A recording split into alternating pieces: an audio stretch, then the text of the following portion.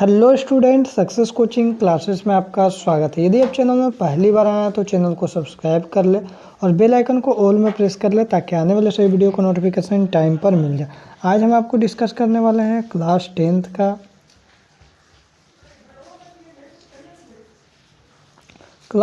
हम आपको साइंस का बताने वाले हैं।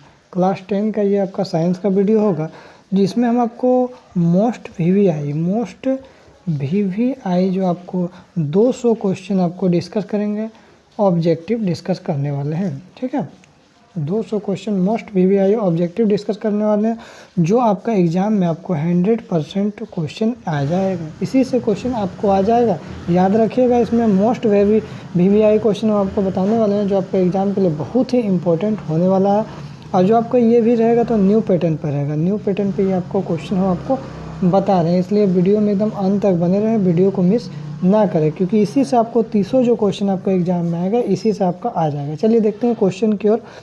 निम्न में से कौन सा पदार्थ लेंस बनाने के लिए प्रयुक्त नहीं किया जाता है? तो याद रखिएगा, नहीं किया जाता बोला तो जल का प्रयोग किया जाता है, कांच का प्रयोग किया जाता है, प्लास्टिक का प्रयोग किया जाता है, लेकिन मिट्टी का प्रयोग नहीं किया जाता है। तो इसका राइट आंसर हो जाएगा मिट्टी। आगे देखिए, दूसरा क्वेश्चन बोल रहा है प्रकाश की किरण गमन करती है। तो याद रखिएगा, प्रकाश की किरण हमेशा सीधी रेखा में गमन करती है। तीसरा क्वेश्चन देखिए, यदि आपतन कोण 60 डिग्री है तो परावर्तन कोण का मान क्या होगा? तो याद रखिएगा, आपतन कोण और परावर्तन कोण का मान हमेशा हमेशा हमेशा बराबर होता है। तो 60 डिग्री है तो 60 डिग्री। यदि आपतन कोण का मान 30 डिग्री होगा तो परावर्तन कोण का मान भी कितना होगा? 30 डिग्री होगा। आगे देखिए, पानी में अंशतः डूबी हुई पेंसिल टेढ़ी प्रतीत होता है। यदि आपको पानी में, एक गिलास में पानी दे दीजिए, उसमें पेंसिल डुबो दीजिए तो आपको देखिए थोड़ा सा टेढ़ा दिखाई देता है। तो याद रखिए किसके कारण होता है? अपवर्तन के कारण ऐसा दिखाई देता है। आगे देखिए, बोल रहा है किसी माध्यम के अपवर्तनांक का मान क्या होता है? तो याद रखिएगा sin i बट्टा sin r हो जाएगा अपवर्तनांक का मान। तो ये हमारा ऑप्शन नंबर जो हो जाएगा आपका ये नंबर हो जाएगा, बिल्कुल राइट हो जाएगा। आगे देखते हैं क्वेश्चन नंबर 6 क्या बोल रहा है, निर्वात में प्रकाश की चाल क्या होती है? तो याद रखिएगा 3 × 10⁸ मीटर पर सेकंड, बिल्कुल राइट आंसर हो जाएगा। आगे देखते हैं, बोल रहा है मानव नेत्र अभिनेत्र लेंस की फोकस दूरी जो है समायोजित करके विभिन्न दूरियों पर रखी वस्तुओं को फोकसित कर सकता है। ऐसा हो पाने का क्या कारण है? तो याद रखिएगा समंजन, इसका बिल्कुल राइट आंसर हो जाएगा। आगे देखिए, नेत्र के आगे का भाग उभरा रहता है जिसे क्या कहते हैं? स्वच्छमंडल भी बोलते हैं, कॉर्निया भी बोलते हैं। तो इसका राइट आंसर हो जाएगा दोनों। आगे देखिए, नेत्र गोलक का लंबा हो जाना, यदि लंबा हो जा रहा है नेत्र गोलक का तो कौन सा दृष्टि दोष होगा? तो याद रखिएगा इसका कौन सा दृष्टि दोष होगा? निकट दृष्टि दोष होगा। लेकिन यदि आपका एग्जाम में क्वेश्चन घुमा के बोल दिया नेत्र गोलक का छोटा हो जाना, क्या हो जाएगा? छोटा हो जाना बोलेगा, छोटा हो जाना कौन सा दृष्टि दोष उत्पन्न होता है? तो याद रखिएगा जब छोटा हो जाएगा तो कौन सा दृष्टि दोष होता है? दीर्घ दृष्टि दोष होता है। लेकिन हमारा क्वेश्चन अभी क्या बोला है? लंबा हो जाना, लंबा हो जाना बोला है, तो हम क्या बोल सकते हैं? हम बोल सकते हैं हमारा निकट दृष्टि दोष हो जाएगा। आगे देखते हैं क्वेश्चन नंबर 10 क्या बोल रहा है, अवतल लेंस द्वारा किस दृष्टि दोष को दूर किया जाता है? देखिए, जब भी आपको अवतल लेंस बोलेगा, क्या बोलेगा? अवतल लेंस बोलेगा तो याद रखिएगा 4 अक्षर का होता है, इससे एक कम कर दीजिए, 3 अक्षर कर दीजिए तो निकट दृष्टि दोष को दूर किया जाता है।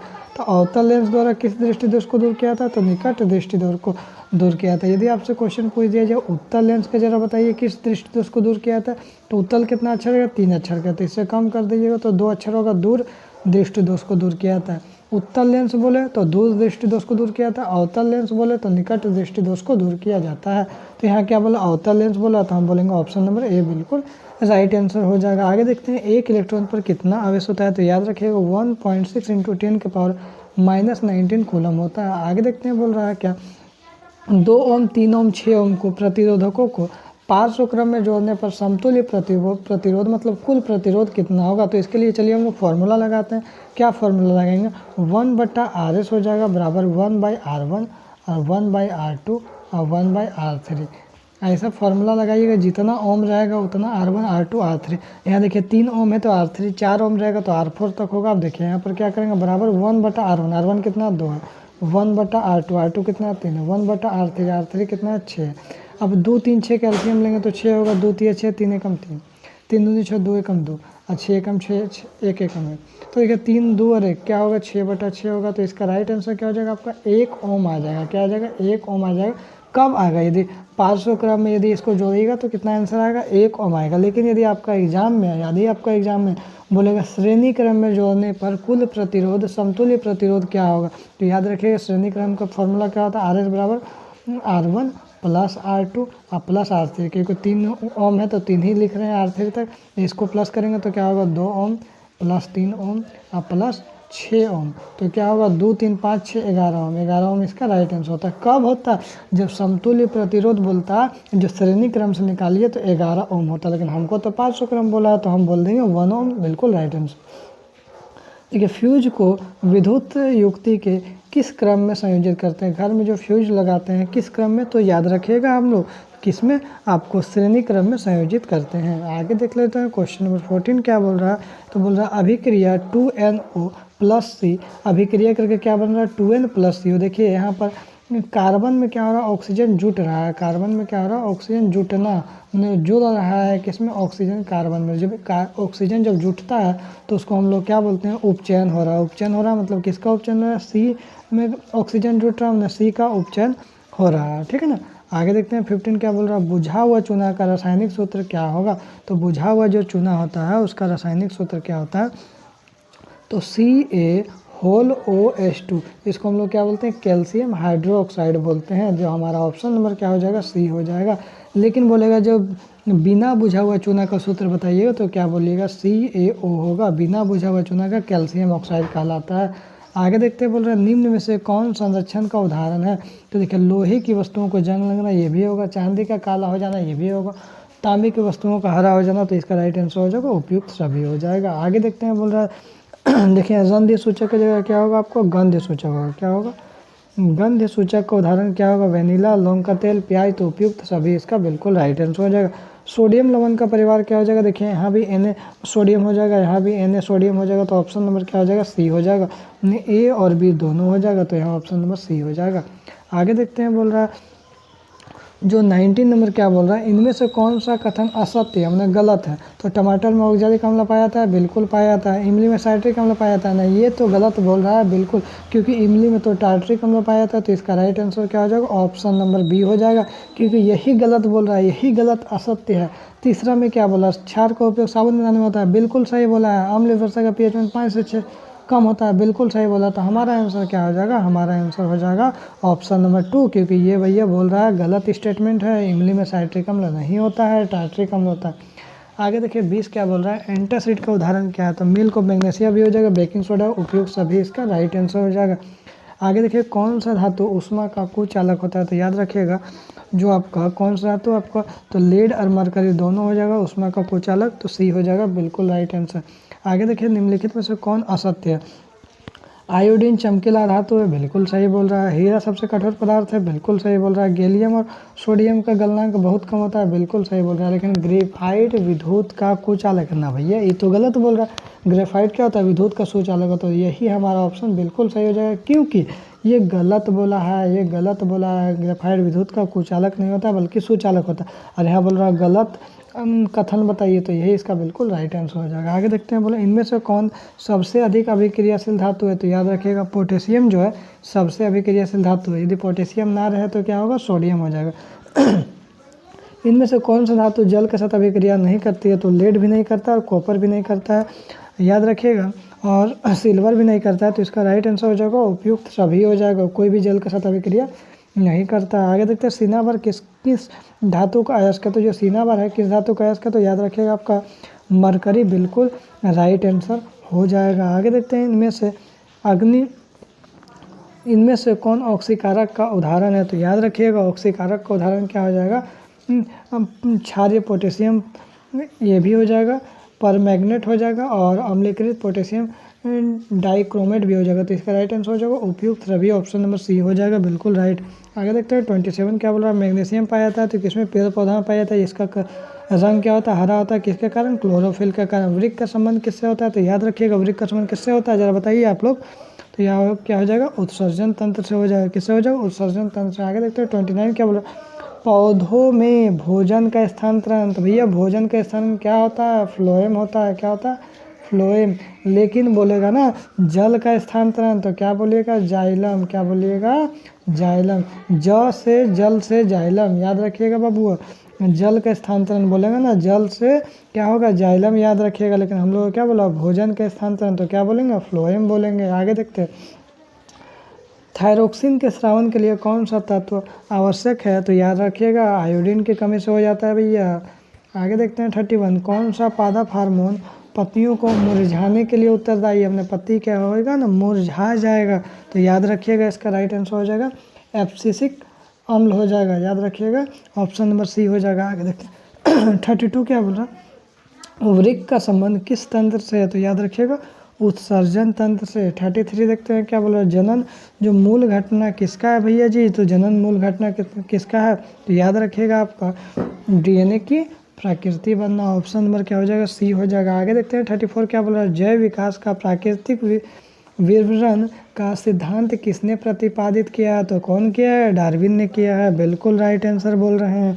आनुवंशिकता का आधार क्या है, तो डीएनए, क्या आनुवंशिकता का आधार, तो डीएनए हो जाएगा। 36 में आइए ना, प्राथमिक उपभोक्ता को क्या कहते हैं, तो याद रखिएगा प्राथमिक उपभोक्ता को हम लोग क्या बोलते हैं, द्वितीय पोषी स्तर शाकाहारी दोनों, तो ऑप्शन नंबर सही हो जाएगा। आगे देखते हैं परितंत्र का अजैविक घटक कौन सा है, तो याद रखिएगा तापमान, वर्षा, मिट्टी सब है भैया जी, तो उपयुक्त सभी हो जाएगा। ओजोन परत को सर्वाधिक प्रभावित करने वाला पदार्थ क्या होगा, तो ओजोन परत को कौन प्रभावित करता है, CFC मतलब क्लोरोफ्लोरोकार्बन।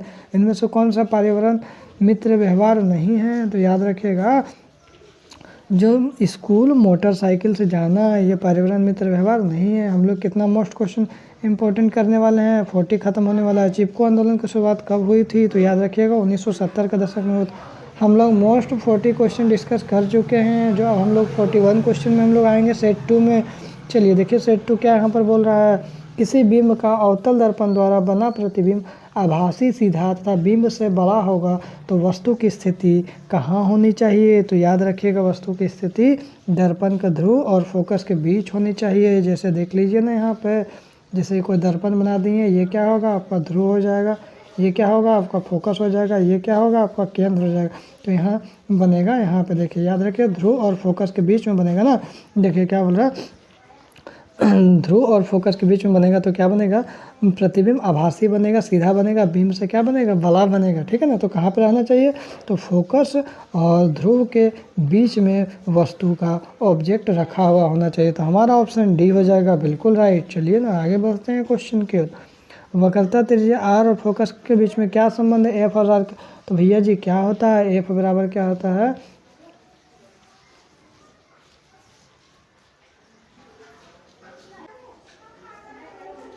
क्या होगा, एफ बराबर क्या होगा, r/2 होगा, r/2 होगा। तो ये भी एक रिलेशन होता है एफ और आर के बीच में। यदि इसका नीचे यदि 1 डाल देंगे तो कोना कोनी गुना करेंगे तो r बराबर क्या होगा, 2f होगा कि नहीं होगा। तो ये भी रिलेशन होता है, दोनों होता है। एफ बराबर r/2 या तो r बराबर 2f। तो हम लोग क्या यहाँ पर देखिए एफ बराबर r/2 है, तो यहाँ देख लेते हैं एफ बराबर r/2 कहीं भी नहीं है, तो इसका बोल सकते हैं रिलेशन r बराबर 2f हो जाएगा। क्योंकि देखिए f बराबर r/2 कहीं है नहीं है, ये भी नहीं है और ये भी नहीं है और ये भी नहीं है, तो f बराबर r/2 कहीं भी हम लोग को नहीं है। तो इसका रिलेशन क्या हो जाएगा, r बराबर 2f। तो देखिए यहाँ ऑप्शन नंबर बी हो जाएगा। आगे देखते हैं, जब प्रकाश की किरण जल से हवा में तिरछी प्रवेश करती है तो प्रकाश की किरण मुड़ जाती है, किधर मुड़ती है, तो अभिलंब से दूर हट जाती है। भैया क्या होगा, अभिलंब से दूर हट जाती है। अवतल लेंस में सदैव प्रतिबिंब कैसा बनता है, तो याद रखिएगा सीधा एवं छोटा बनेगा, सीधा एवं छोटा। आगे देखिए लेंस की क्षमता का सही मतलब लॉलीपॉप क्वेश्चन है, डायोप्टर हो जाएगा, क्या होगा, डायोप्टर। समतल दर्पण में कैसा प्रतिबिंब बनेगा, हम लोग जो घर में हम लोग दर्पण को यूज करते हैं, कौन सा दर्पण यूज करते हैं, समतल दर्पण ही तो यूज करते हैं ना। तो क्या बनेगा, काल्पनिक बनेगा, क्या बनेगा, काल्पनिक। आगे देखिए मानव नेत्र में जिस भाग पर किसी वस्तु का प्रतिबिंब बनता है ना उसको क्या बोलते हैं, तो उसको हम लोग दृष्टिपटल बोलते हैं, रेटिना, ठीक है ना। आगे देखते हैं, मानव नेत्र जिस भाग पर किसी वस्तु का प्रतिबिंब बनाते हैं वह क्या कहलाता है। मानव नेत्र जिस भाग पर किसी वस्तु का प्रतिबिंब बनता है उसको हम लोग क्या बोलते हैं भैया जी, क्या बोलते हैं, 25 सेंटीमीटर बोलते हैं। निकट बिंदु 25 सेंटीमीटर, दूर बिंदु तो क्या बोलिएगा, अनंत बोलिएगा। द्विफोकस लेंस द्वारा किस दृष्टि दोष को दूर किया जाता है, तो किसको करेंगे जी, तो हम लोग करेंगे जरा दृष्टि दोष को दूर करेंगे। तारे के टिमटिमाने का मुख्य कारण क्या है? तो बोलेंगे ना तारे के टिमटिमाने का मुख्य कारण वायुमंडलीय परिवर्तन है। आगे देखते हैं ना, बोल रहा है निम्नलिखित में से कौन सा पद विद्युत परिपथ में विद्युत शक्ति को निरूपित नहीं करता है? भैया ये क्वेश्चन कई बार एग्जाम में पूछ दिया, IR²। बिल्कुल राइट आंसर हो जाएगा ऑप्शन नंबर बी, कई बार पूछा है। प्रतिरोध कैसा ही मात्रक, लॉलीपॉप क्वेश्चन, प्रतिरोध कैसा ही मात्रक क्या होगा? तो याद रखिएगा आपका ओम होगा भैया जी, ohm ohm ohm, option number C, option number C होगा। अब प्रतिरोधकता कैसा ही मात्रक क्या होता है? प्रतिरोधकता रट लीजिए भैया, रट लीजिए। प्रतिरोधकता कैसा ही मात्रक क्या होगा? तो ओम मीटर होता है। विद्युत चुंबकीय प्रेरण की घटना क्या होती है? तो याद रखिएगा कुंडली तथा चुंबक के बीच अपेक्षित गति के कारण कुंडली में प्रेरित विद्युत धारा उत्पन्न करता है। तो ऑप्शन नंबर सी बिल्कुल राइट आंसर होगा। आगे देखते हैं, गर्म जल प्राप्त करने के लिए सौर जल तापक का उपयोग किस दिन नहीं कर सकते हैं? भैया बर्फ वाला दिन में हम लोग नहीं कर सकते हैं। आइए, रासायनिक अभिक्रिया में भाग लेने वाले पदार्थ को क्या बोलते हैं? तो हम लोग अभिकारक बोलते हैं। कैसे? देखिए ना, कार्बन प्लस ऑक्सीजन, अभिकारक जो है दोनों भाग लिया और बना दिया कार्बन डाइऑक्साइड बना देगी, तो ये दोनों क्या कहलाएगा? अभिकारक कहलाएगा। ये क्या कहलाएगा? उत्पाद कहलाएगा। समझे? तो रासायनिक अभिक्रिया में जो भाग लेगा ना उसको अभिकारक बोलते हैं। श्वसन किस प्रकार की रासायनिक अभिक्रिया है? तो याद रखिएगा ऊष्माक्षेपी है। आगे देखिए, ZnO+C यदि अभिक्रिया दोनों कर रहा है तो Zn+C, हमने सी में देखिए यहाँ पर क्या हो रहा है, ऑक्सीजन जुट रहा है, तो किसका यहाँ पर उपयोग नहीं लिखाएगा, क्या लिखाएगा? किसका उपचयन हो रहा है, किसका उपचयन हो रहा है, या उपचयन होता है तो किसका हो रहा है? देखिए सी में ऑक्सीजन आके जुट रहा है तो किसका हो रहा है? सी का हो रहा है भैया जी। तो ऑप्शन नंबर बी हो जाएगा, बिल्कुल राइट आंसर हो जाएगा। सिल्वर क्लोराइड का रंग कैसा होता है? तो श्वेत कलर का होता है। आगे देखिए, निम्नलिखित में से कौन सा कथन सत्य या सही नहीं है? NaOH मतलब क्षार लाल लिटमस को नीला करता है? तो बिल्कुल करता है। HCl नीले लिटमस को लाल करता है, नीला को लाल। HCl क्या अम्ल है? बिल्कुल सही है भैया जी, सही करता है। आगे देखते हैं तीसरा, ग्लूकोज जो है C6H12O6, ये ग्लूकोज का सूत्र है। याद रखें, ग्लूकोज लाल लिटमस पत्र को नीला करता है, तब ये नहीं, ग्लूकोज जो है अम्ल है और क्षार है, कुछ नहीं है। तो ये इसका बिल्कुल राइट आंसर हो जाएगा, क्योंकि यही इसका गलत स्टेटमेंट है। मेथिल ऑरेंज कृत्रिम सूचक है, तो बिल्कुल राइट आंसर हो जाएगा। तो हमारा ऑप्शन नंबर सी हो जाएगा, बिल्कुल राइट आंसर हो जाएगा। आगे देखते हैं ना, निम्न जिसका pH मान 7 से अधिक होता है उसको हम लोग क्या बोलते हैं? क्षार बोलते हैं। 7 से अधिक, 7 से अधिक होगा उसको क्या बोलेंगे? क्षार बोलेंगे।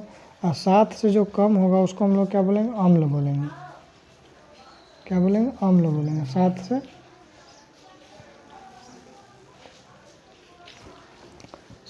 से अधिक,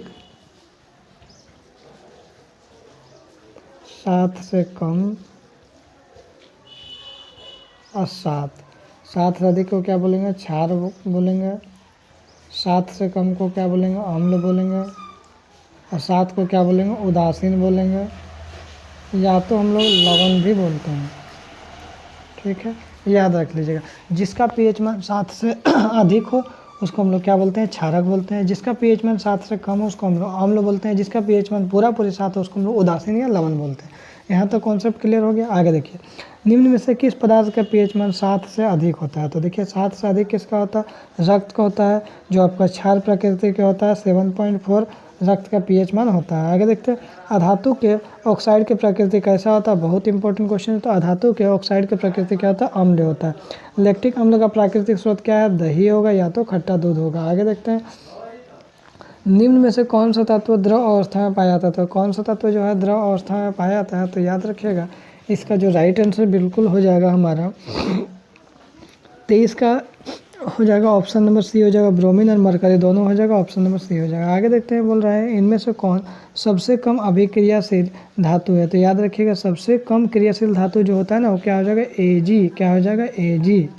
ठीक है, सॉरी बोल रहे हैं जी, Au हो जाएगा, सोना हो जाएगा। ठीक है ना,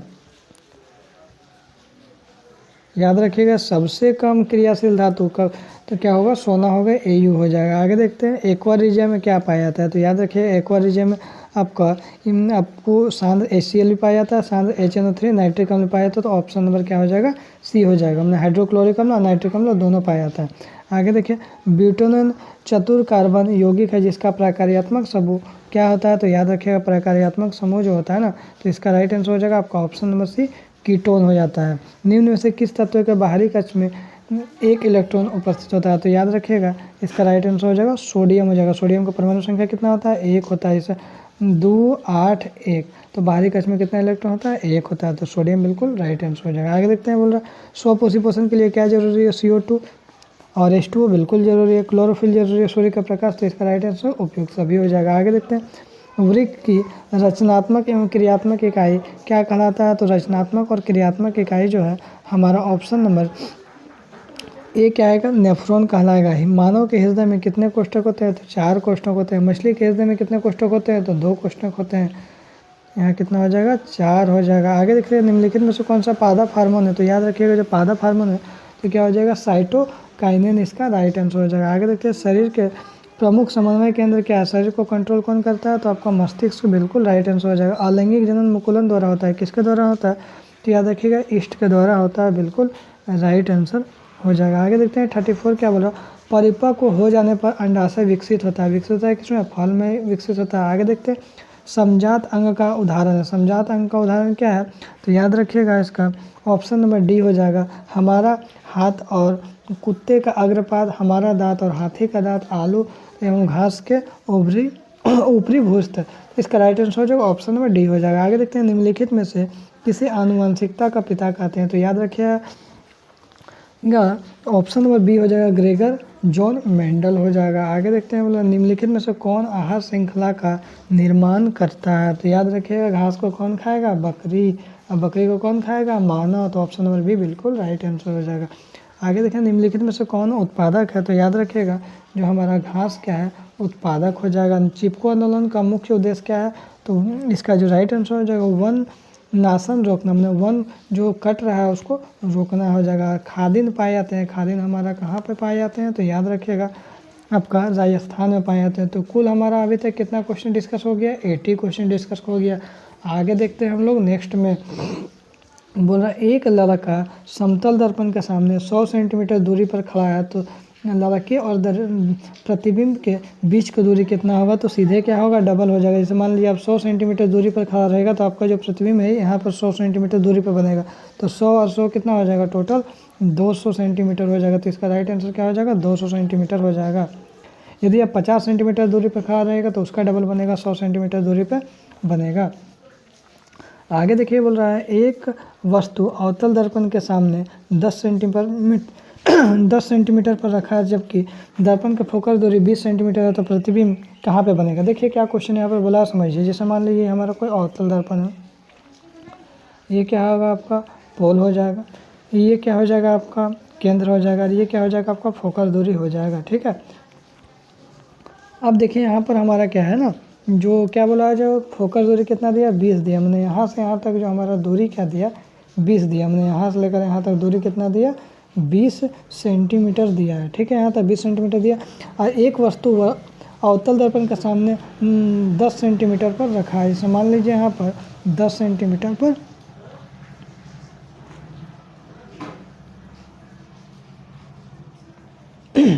रखा है। जैसे मान लीजिए 20 सेंटीमीटर, तो सपोज यहाँ पर रखा होगा, तो यहाँ पर जब 10 सेंटीमीटर पर रखा है तो इसका क्या बनेगा ना, तो इसका जो राइट आंसर हो जाएगा आपका, इसका राइट आंसर क्या हो जाएगा आपका ऑप्शन में जो सी होगा, आभासी भी बनेगा, सीधा भी बनेगा, जो बड़ा बनेगा, जो एकदम क्या बनेगा, हमेशा इधर बनेगा इमेज। तो कहाँ पे बनेगा, इधर बनेगा। तो क्या हो जाएगा इसका आभासी, सीधा और बड़ा बनेगा। तो ऑप्शन नंबर क्या हो जाएगा, सी बिल्कुल राइट आंसर हो जाएगा। आगे देखते हैं क्वेश्चन नंबर 3 क्या बोल रहा है किस दर्पण के दृष्टि क्षेत्र विस्तृत होता है, मतलब बड़ा होता है, तो याद रखिएगा आपका उत्तल दर्पण बिल्कुल राइट आंसर हो जाएगा। आगे देखते हैं बोल रहा है एक लेंस की क्षमता 2.5D है, तो यह लेंस कौन सा है भैया, प्लस में 2.5 है ना, तो क्या हो जाएगा इसका राइट आंसर उत्तल लेंस हो जाएगा। लेकिन ये -2.5 रहेगा तो क्या होता है, अवतल लेंस होता है। किस लेंस की फोकस आभासी होता है, तो याद रखिएगा कौन सा लेंस का फोकस आभासी होता है, तो याद रखिएगा अवतल लेंस का फोकस आभासी होता है, ठीक है। आगे देखिए, वायु में गमन करती प्रकाश का एक किरण जल से तिरछी प्रवेश करती है, तो प्रकाश किरण क्या है? तो याद रखिएगा, प्रकाश किरण जो है अभिलंब की ओर झुकेगी। कहाँ झुकेगी? अभिलंब की ओर झुकेगी। आगे देखते हैं क्वेश्चन में क्या बोल रहा है। 7 नेत्र द्वारा रेटिना पर किसी वस्तु का कैसा प्रतिबिंब बनता है? तो याद रखिएगा, कैसा प्रतिबिंब बनता है? तो वास्तविक एवं उल्टा बनता है, हम लोग का आँख में बनता है। आगे देखते हैं, पचमाभी पेशियों के दुर्बल होने से कौन सा दृष्टि दोष उत्पन्न होता है? तो याद रखिएगा, इसका जो राइट आंसर हो जाएगा आपका ऑप्शन नंबर डी हो जाएगा। ना कि निकट होगा, ना कि दूर होगा, तो इसका राइट आंसर इनमें से कोई नहीं होगा। आगे देखते हैं, बोल रहा आँख की उत्तल लेंस की वक्रता बदलने में कौन सी मांसपेशियाँ सहायता करती है? तो याद रखिए, सिलियरी मांसपेशियाँ सहायता करती है। नेत्र के किस भाग में प्रतिबिंब का निर्माण होता है? तो याद रखिएगा, दृष्टि पटल इसका बिल्कुल राइट आंसर हो जाएगा। आगे यहाँ पर देखते हैं, विद्युत धारा किस यंत्र में मापा जाता है? तो याद रखिएगा, जो विद्युत धारा है इस किसी एमीटर में मापा जाता है। प्रतिरोधकता का सही मात्रा क्या होगा? तो ओम मीटर हो जाएगा। अभी बताया भी तो क्वेश्चन आगे हम 13 में देखिए, चुंबकीय क्षेत्र रेखा है चुंबक या किस ध्रुव से प्रकट करती है? तो याद रखिएगा, इसका जो राइट आंसर हो जाएगा आपका ऑप्शन नंबर सी हो जाएगा। दोनों हो जाएगा, मतलब उत्तरी ध्रुव से दक्षिणी ध्रुव तक जाएगा। आगे देखिए, बोल रहा है, क्या बोल रहा है, निम्नलिखित में से कौन सा कथन सत्य है? देखिए यहाँ देखिए, CuSO4 नहीं है, यहाँ पर देखिए थोड़ा सा मिस्टेक हो गया। CuSO4 जल विलयन का रंग नीला होता है, तो बिल्कुल सही हो जाता है। Na2 नहीं होगा, यहाँ क्या होगा? NO2। यदि NO2 रहता गैस का रंग भूरा होता है, तो यदि ये रहता तो ऑप्शन नंबर क्या होता? हम लोग सी मारते हैं। क्या समझ लीजिए, यहाँ CuSO4 होना चाहिए, लेकिन यहाँ क्या दिया? C4SO4 कर दिया, मैंने थोड़ा सा मिस्टेक कर दी। यदि CuSO4 रहता और यहाँ Na2 की जगह यहाँ NO2 रहता, तो इसका राइट आंसर हो जाएगा ऑप्शन नंबर सी होता। लेकिन यदि ऑप्शन गलत नहीं मानते हैं, यदि हम चाहते हैं कि ऑप्शन को हम सही मान लेंगे, तो इसका मतलब ना ही ये सही होगा, ना ही ये सही होगा, ना ही ये सही होगा, तो इसका right answer option number D हो जाएगा। लेकिन यदि CuSO4 इसको मानते हैं या इसको NO2 मानते हैं, तो ऑप्शन नंबर सी मारिएगा, ठीक है ना। चिप्स के पैकेट में विकृत गंधिता से बचने के लिए कौन सा गैस डाली जाती है? तो याद रखिएगा, इसका राइट आंसर हो जाएगा नाइट्रोजन गैस डाली जाती है। मीथेन का दहन उदाहरण है, मीथेन का दहन उदाहरण क्या हो जाएगा? तो इसका याद रखिएगा, ऊष्माक्षेपी। जलाइएगा तो क्या होगा? ऊष्माक्षेपी होगा। आगे बोल रहा है, दीवारों पर सफेदी करने के लिए किसका उपयोग करते हैं? तो कैल्शियम हाइड्रोक्साइड CaOH2 का प्रयोग करते हैं। प्राकृतिक सूचक का उदाहरण क्या है? तो याद रखिएगा, लिटमस पत्र हो जाता है। आगे देखते हैं, इनमें से कौन सा प्रबल क्षारक नहीं है? तो याद रखिएगा, प्रबल क्षारक नहीं है, तो याद रखिएगा, ये भी प्रबल क्षारक है नहीं। यहाँ पर कौन सा बोल रहा है? इनमें से कोई नहीं, इसका राइट आंसर हो जाएगा। आगे देखिए, NaOH का उपयोग होता है। NaOH का उपयोग क्या होता है? तो मैंने क्या क्षारक हो जाएगा, सोडियम हाइड्रोक्साइड हो जाएगा, तो क्षारक हो जाएगा, OH है, तो साबुन तथा अपमर्जक में उपयोग होता है। आगे देखिए, मेथनाइक अम्ल किसमें प्रस्तुत होता है? तो नेटल के डंक में उपयोग होता है। स्वतंत्रता अवस्था में, ये स्वतंत्र अवस्था में पाई जाने वाला धातु, इसको खुला छोड़ दीजिएगा, कुछ नहीं होगा, तो कौन सा है? धातु गोल्ड हो जाएगा। धातु जल के साथ अभिक्रिया करके कौन सी गैस उत्पन्न करती है? तो हाइड्रोजन गैस उत्पन्न करता है, H2। आगे देखते हैं, स्वतंत्र अवस्था में पाए जाने वाला धातु कौन सा है? तो याद रखिएगा, आपका CuAgAu ने Cu मतलब कॉपर, Ag मतलब चांदी और Au मतलब सोना। आगे देखिए, स्वतंत्र अवस्था में पाए जाने वाला धातु कौन सा है? तो याद रखिएगा, आपका कॉपर हो जाएगा। आगे देखते हैं 26 में, निम्न में से कौन सा कथन असत्य है? देखिए यहाँ पर क्या बोला, हीरा ग्रेफाइट फ्लोरीन कार्बन का अपरूप है, तो सही है। ग्रेफाइट विद्युत का सुचालक है, सही है। हीरा कठोरतम पदार्थ है, सही है। तो इसका गलत क्या हो जाएगा? कार्बन में समवायता का गुण नहीं पाया जाता, ये गलत स्टेटमेंट बोला, तो इसका राइट आंसर हो जाएगा आपका ऑप्शन नंबर डी, बिल्कुल राइट आंसर हो जाएगा। आगे देखते हैं, आवर्त सारणी में बाईं से दाईं ओर जाने पर निम्न प्राकृतिक प्रवृत्ति दिखाई पड़ती है। तो याद रखिएगा, जो संयोजकता में वृद्धि हो जाती है, आपको दाईं से दाईं ओर जाइएगा, आवर्त सारणी में संयोजकता में वृद्धि हो जाएगा। आगे देखते हैं, पादप में जल का वहन, तो आपको पहले भी बताया था, यदि जल का वहन करेगा तो याद रखिएगा, इसका राइट आंसर क्या हो जाएगा? आपका ऑप्शन नंबर ए, जाइलम हो जाएगा। भोजन का वहन करेगा तो क्या होगा? फ्लोएम हो जाएगा। आगे देखते हैं 29 क्या बोल रहा है, मछली के हृदय में कोष्ठक की संख्या कितना है? तो याद रखिएगा, हम बताए थे 2 होता है। निम्न में से किसका संबंध उत्सर्जन तंत्र से? तो याद रखिएगा, इसका जो राइट आंसर हो जाएगा आपका ऑप्शन नंबर ए, आधारी निस्यंदन एकक हो जाएगा। आगे देखते हैं, रक्त दाब किस दाब से मापा जाता है, किस तंत्र से मापा जाता है? तो याद रखिएगा, इसका राइट आंसर हो जाएगा स्फाइग्मो मैनोमीटर हो जाएगा। कौन सा हार्मोन ग्रंथि से स्रावित होती है, तो याद रखिएगा इसका जो राइट आंसर हो जाएगा आपका एड्रेनलिन हो जाएगा, ऑप्शन नंबर बी हो जाएगा। आगे देखते हैं, बोल रहा है वृद्धि हार्मोन कहाँ से स्रावित होती है, वृद्धि हार्मोन कहाँ से स्रावित होती है, तो याद रखिएगा पीयूष ग्रंथि, बिल्कुल राइट आंसर हो जाएगा।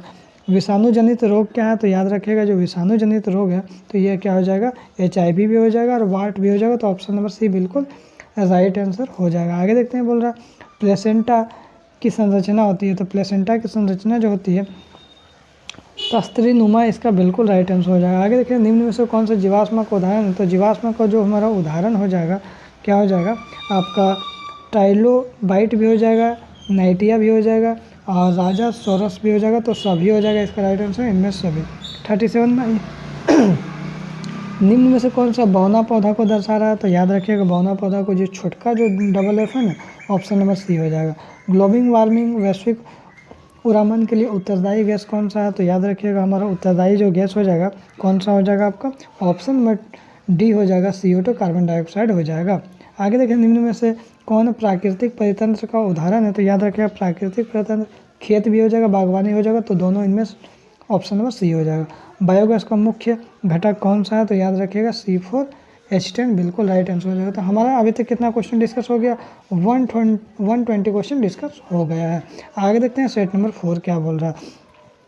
किसी बिंब का वास्तविक तथा समान साइज का प्रतिबिंब प्राप्त करने के लिए बिंब को उत्तल लेंस के सामने कहाँ पे रखें, तो याद रखिएगा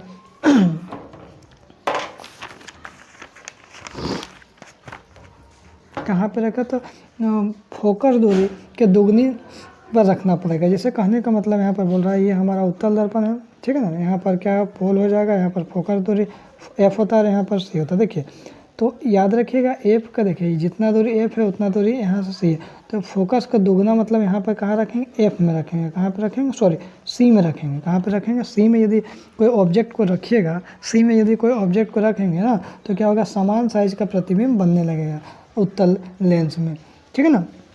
तो कहाँ पे रखेंगे, तो इसका जो राइट आंसर हो जाएगा आपका ऑप्शन नंबर बी हो जाएगा, फोकस दूरी की दुगनी दूरी पर हम लोग रखेंगे। आगे देखते हैं, बोल रहा है क्या बोल रहा है, ध्रुव और वक्रता केंद्र को मिलाने वाली रेखा क्या बोलते हैं। जैसे देखिए भैया, ये आपका क्या हो जाएगा, पोल हो जाएगा, ये आपका क्या हो जाएगा, फोकस हो जाएगा, और ये आपका वक्रता केंद्र हो जाएगा। तो ये वाला जो रेखा जो है ये तीनों को मिला रहा है, तो उसको हम लोग क्या बोलते हैं, मुख्य अक्ष बोलते हैं। क्या बोलते हैं, मुख्य अक्ष बोलते हैं, ठीक है, मुख्य अक्ष, ऑप्शन नंबर सी हो जाएगा, ठीक है ना। आगे देखते हैं क्वेश्चन नंबर 3 क्या बोल रहा है, दाढ़ी बनाने में किस प्रकार का दर्पण को उपयोग करते हैं तो ऑप्शन नंबर सी हो जाएगा, अवतल दर्पण। किसका करते हैं, अवतल दर्पण का उपयोग हम लोग करते हैं। आगे देखिए, अवतल लेंस की फोकस दूरी क्या होगी, तो याद रखिएगा अवतल लेंस की फोकस दूरी ऋणात्मक, लेकिन यदि उत्तल दर्पण बोलेगा, सॉरी उत्तल लेंस बोलेगा, तो उत्तल लेंस का फोकस दूरी क्या होता है, धनात्मक। उत्तल लेंस बोलेगा तो धनात्मक, अवतल लेंस की फोकस दूरी ऋणात्मक, तो ऑप्शन नंबर ए बिल्कुल राइट आंसर हो जाएगा। आगे देखते हैं, अवतल दर्पण द्वारा प्रतिबिंब दर्पण के पीछे कब बनता है, जब वस्तु कहाँ पे रहता है, तो याद रखिएगा दर्पण के पीछे बनता है, कहाँ पे बनता है। जैसे मान लीजिए इस पोल हो जाएगा, ये फोकस हो जाएगा और ये केंद्र हो जाएगा। तो यहाँ पर यदि रखेगा ना, F और P के यदि बीच में रखिएगा, तो यहाँ पर यही F और P के यदि बीच रखिएगा ना, तो यहाँ पर आपको दर्पण के पीछे बनेगा, मतलब यहाँ पर हम लोग का इमेज बनेगा, ठीक है ना। तो यहाँ क्या हो जाएगा, इसका राइट आंसर हो जाएगा आपका C, P और F के बीच रखने पर। आँख के रंगीन भाग को क्या बोलते हैं, तो आँख के रंगीन भाग को हम लोग क्या बोलते हैं, तो इसका राइट आंसर हो जाएगा परितालिका आइरिस हो जाएगा। आगे देखते हैं, सामान्य नेत्र का दूर बिंदु क्या है, तो दूर बिंदु बोलेगा तो अनंत, निकट बिंदु बोलतेगा तो क्या बोलेंगे, 25 सेंटीमीटर।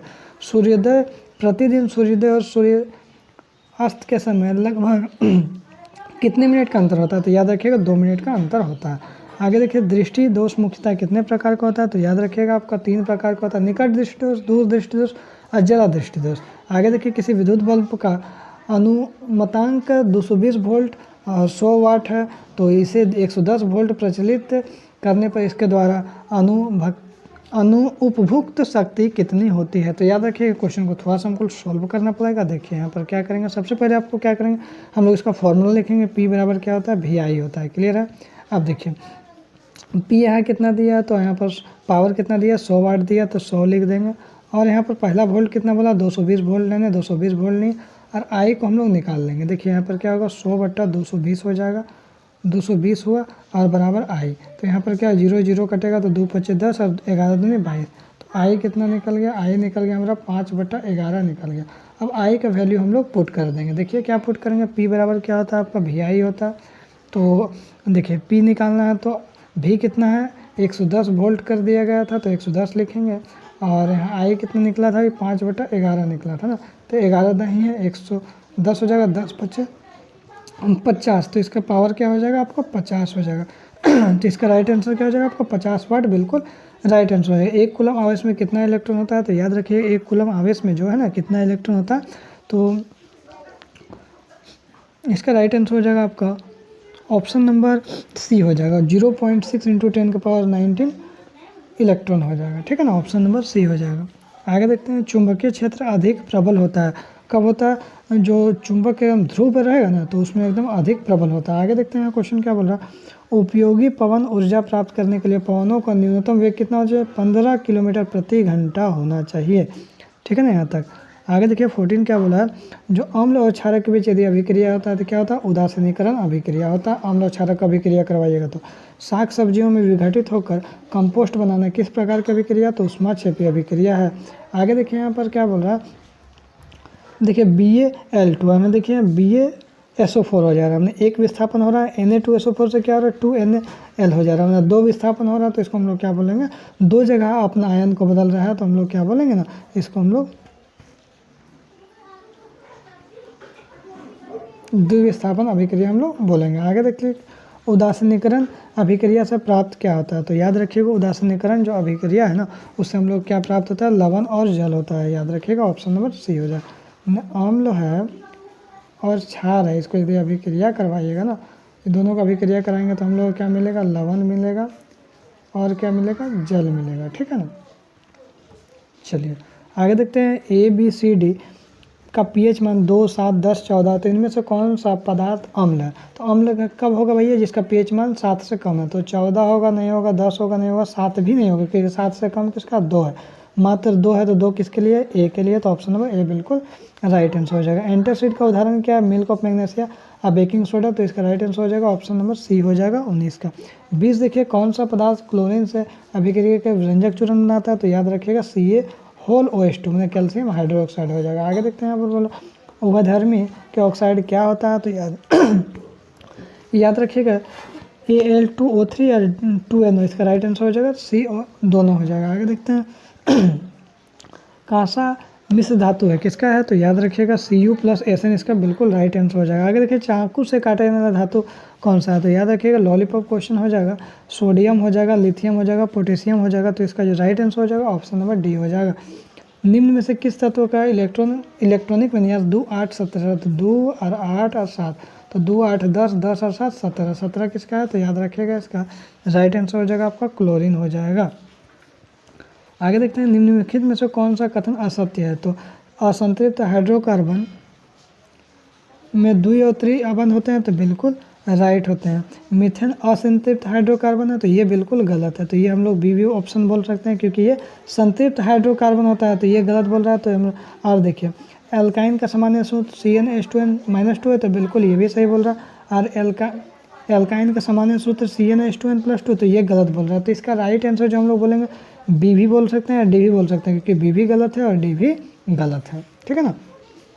आगे देखिए बेंजीन का अनुसूत्र क्या हो जाएगा, चाहे बेंजीन का अनुसूत्र C6H6 हो जाएगा। इनमें से कौन सा धातु उपधातु नहीं है, तो उपधातु जो नहीं है तो इसका राइट आंसर हो जाएगा आपका हाइड्रोजन, जो उपधातु नहीं है।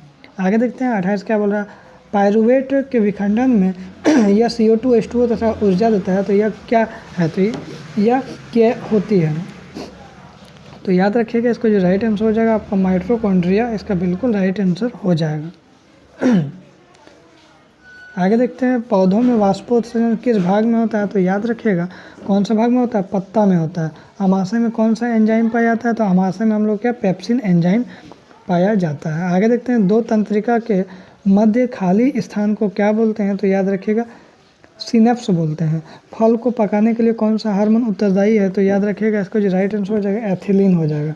मलेरिया परजीवी का नाम है, तो ये किसका है, तो याद रखिएगा आपका प्लाज्मोडियम इसका बिल्कुल राइट आंसर हो जाएगा। आगे देखते हैं निम्नलिखित में से कौन सा मादा जनन तंत्र का भाग नहीं है, तो भैया अंडाशय मादा जनन तंत्र का भाग है, गर्भाशय भी है और डिंब वाहिनी भी है। ये तीनों क्या है, मादा जनन तंत्र का भाग है, लेकिन जो शुक्रवाहिका जो है ना, ये मादा जनन तंत्र का भाग नहीं है, ये नर जनन तंत्र का भाग है। तो इसका राइट आंसर क्या हो जाएगा, ऑप्शन नंबर सी। आगे देखते हैं मानव शरीर में किसी सामान्य कोशिका में गुणसूत्रों के कितने युग्म होते हैं, कितना पेयर होता है, तो 23 पेयर। यदि संख्या में पूछेगा तो 46 बोलिएगा, तो ऑप्शन नंबर सी बिल्कुल राइट आंसर हो जाएगा। मानव में स्त्री के लिंग गुणसूत्र क्या होगा, तो याद रखिएगा XX होगा। यदि पुरुष में पूछ देंगे तो क्या होगा, XY हो जाएगा, ठीक है, तो बी होता। आगे देखिए बोल रहा निम्नलिखित में से कौन सा अनिम्नीकरण पदार्थ है, तो याद रखिएगा इसका राइट आंसर हो जाएगा DDT। पेड़ पौधे जंतु और सूक्ष्मजीव पर्यावरण के कैसे घटक है, तो याद रखिएगा इसका राइट आंसर हो जाएगा आपको जैविक घटक। ऊर्जा का गैर पारंपरिक स्रोत क्या है, तो याद रखिएगा पेट्रोलियम क्या है, ऊर्जा का गैर पारंपरिक स्रोत है। क्योंकि देखिए विद्युत ऊर्जा बार बार मिलेगा, पवन ऊर्जा मिलेगा, लेकिन ये पेट्रोलियम ख़त्म होने वाला। आगे देखते हैं बोल रहा जो कुल है जल संचयन एक पुरानी विधि है, यह निम्नांकित में से किस प्रदेश में उपयोग में लाई जाती है, तो याद रखिएगा हिमाचल प्रदेश में। तो हम लोग अभी तक कितना 160 क्वेश्चन हम लोग डिस्कस कर चुके हैं, ठीक है। हमारे बोले थे टारगेट 200 का, तो चलिए हम लोग 200 की ओर आगे आते हैं। बोल रहा है नेत्र गोलक की आकृति कैसी होती है, तो याद रखिएगा ऑप्शन नंबर सी गोलाकार होता है। अवतल लेंस द्वारा किस दृष्टि दोष को दूर किया था, तो ये क्वेश्चन पहले भी आ गया। अवतल लेंस बोला तो अवतल 4 अक्षर का होता है, 3 अक्षर में क्या होता है, निकट दृष्टि दोष हो जाएगा। विद्युत आवेश का SI मात्रक क्या होता है, तो याद रखिएगा कूलम होता है। आगे देखते हैं क्वेश्चन नंबर क्या बोल रहा है 4 में, एक गोली दर्पण की वक्रता त्रिज्या सेंटीमीटर। देखिए क्वेश्चन में मिसप्रिंट हो गया, तो मान के चलते हैं 20 सेंटीमीटर है, ठीक है। तो वक्रता त्रिज्या मतलब क्या हो गया, आपको R दिया है ना, तो फॉर्मूला क्या होता है, F बराबर R/2 होता है। तो भैया 20 को यदि 2 से करिएगा तो कितना हो जाएगा, 10 हो जाएगा। तो इसका राइट आंसर 10 हो जाएगा। तो मान के चलते हैं यहाँ पर 20, लेकिन यहाँ पर ऐसा कुछ दिया नहीं है, 20 सेंटीमीटर हम खुद मान लिए हैं, ठीक है। जो भी क्वेश्चन रहेगा आप लगा दीजिएगा, F बराबर R/2 फार्मूला, ठीक है। एक प्रतिबिंब का आकार हमेशा वस्तु के बराबर होता है, तो दर्पण क्या होगा, तो याद रखिएगा वस्तु के बराबर होगा तो दर्पण क्या होगा, तो याद रखिएगा समतल दर्पण होगा। किस दर्पण के दृष्टि क्षेत्र विस्तृत होता है, तो याद रखिएगा उत्तल दर्पण इसका बिल्कुल राइट आंसर हो जाएगा। हाँ, हजामत बनाने के लिए किस दर्पण का उपयोग करते हैं, तो याद रखिएगा लॉलीपॉप क्वेश्चन है आपका। समतल बोलते हैं, अवतल दर्पण का उपयोग करता है हजामत बनाने के लिए। आगे देखते हैं निर्वात में प्रकाश की चाल कितना होता है, तो याद रखिएगा निर्वात में प्रकाश की चाल होता है 3.3 इंटू 10 के पावर 8 मीटर पर सेकंड। 3 इंटू 10 के पावर 8 मीटर पर सेकंड इसका बिल्कुल राइट आंसर हो जाएगा। यहाँ देखिए मिसप्रिंट है, मीटर पर सेकंड होगा, ठीक है ना। 9 में देखिए प्रकाश का अपवर्तन के कितने नियम है, तो 2।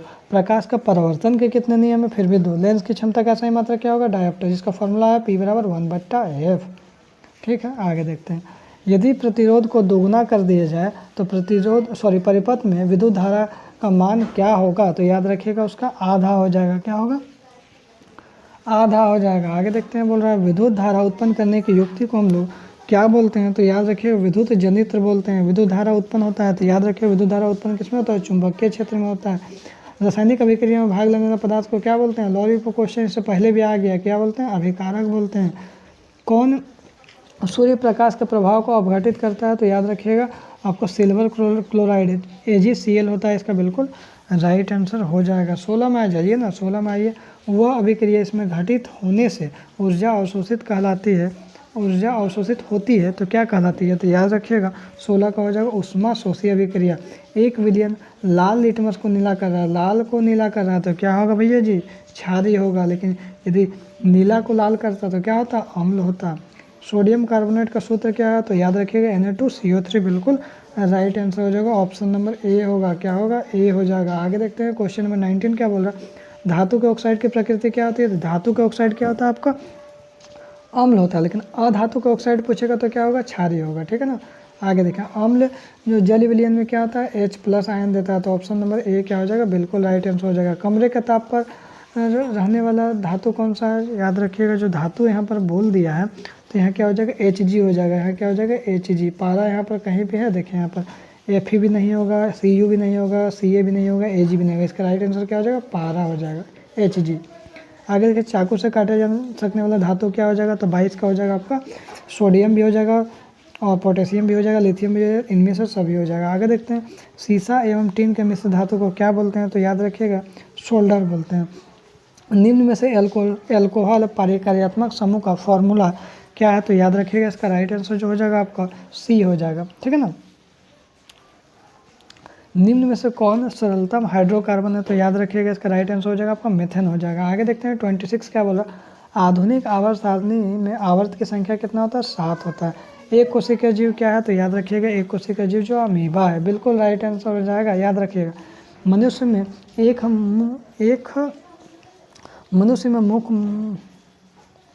में मुख गुहा में कितने जोड़े लार ग्रंथियां पाई जाती है, तो याद रखिएगा आपका 3 जोड़ा पाया जाता है। कोशिका का पावर हाउस किसे कहते हैं, तो याद रखिएगा कोशिका का जो पावर हाउस है उसको हम लोग क्या बोलते हैं, ऑप्शन नंबर बी बोलते हैं माइटोकॉन्ड्रिया, बिल्कुल राइट आंसर हो जाएगा। कोशिका का पावर हाउस किसको बोलते हैं, माइटोकॉन्ड्रिया को बोलते हैं, ठीक है ना। 29 का बी हो जाएगा।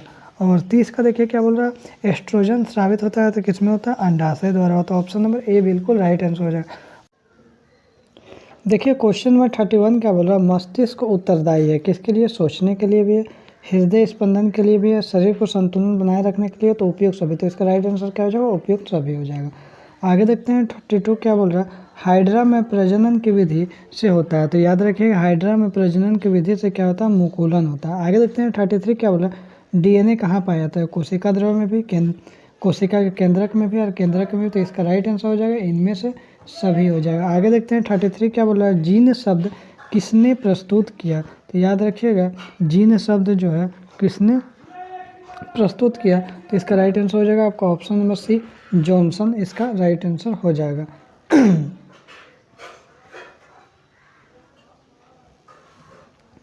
आगे देखते हैं 35 क्या बोल रहा है, आनुवांशिकी शब्द का प्रतिपादन सर्वप्रथम किसने किया था, तो याद रखिएगा किसने किया था, तो वेटसन ने किया था, किसने किया था, वेटसन ने।